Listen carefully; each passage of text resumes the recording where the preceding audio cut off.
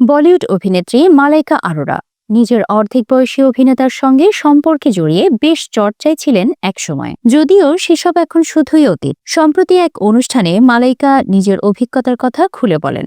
দীর্ঘদিন ধরে ব্যক্তিগত জীবন নিয়ে যে সমালোচনা তাকে সহ্য করতে হয়েছে, সমাজের সেই দ্বিচারিতা নিয়েই প্রশ্ন তোলেন তিনি। বার্খা দত্তর মোজা স্টোরির সঙ্গে আলাপচারিতায় মালাইকা বলেন, আপনি যদি দৃঢ় স্বভাবের নারী হন, তাহলে আপনাকে নিয়মিতই প্রশ্নের মুখোমুখি হতে হবে।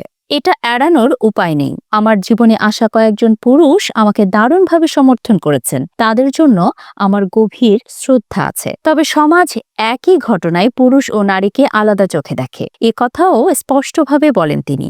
আজ একজন পুরুষ নতুন সম্পর্কে যায়, ডিভোর্স দেয়, নিজের অর্ধেক বয়সী কাউকে বিয়ে করে, তাহলে সবাই বলে ওয়াও কি দারুণ। কিন্তু একজন নারী একই কাজ করলে প্রশ্নের তীর তার দিকেই ছোড়া হয়।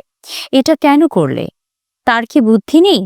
এই স্টেরিওটাইপগুলো এখনো আমাদের সমাজে আছে। নিজের তরুণ বয়সের দিনগুলো স্মরণ করে মালাইকা বলেন, তখন তিনি শুধু কিছু গান করবেন, বিয়ে করে সংসার করবেন, সন্তান নেবেন, এভাবেই ভেবেছিলেন। আমি ভাবতাম না যে এত দূর আসবো। পরে বুঝেছি আমি আসলে অনেক বড় স্বপ্ন দেখতে পছন্দ করি। একই জায়গায় থেমে থাকতে ভালো লাগতো না, সবসময় অন্যরকম কিছু করতে চাইতাম, বলেন তিনি। 25 বছর বয়সে বিয়ের সিদ্ধান্ত তার মায়ের জন্য যেমন বিস্ময়ের ছিল, মালাইকা সেটাও মনে করিয়ে দেন।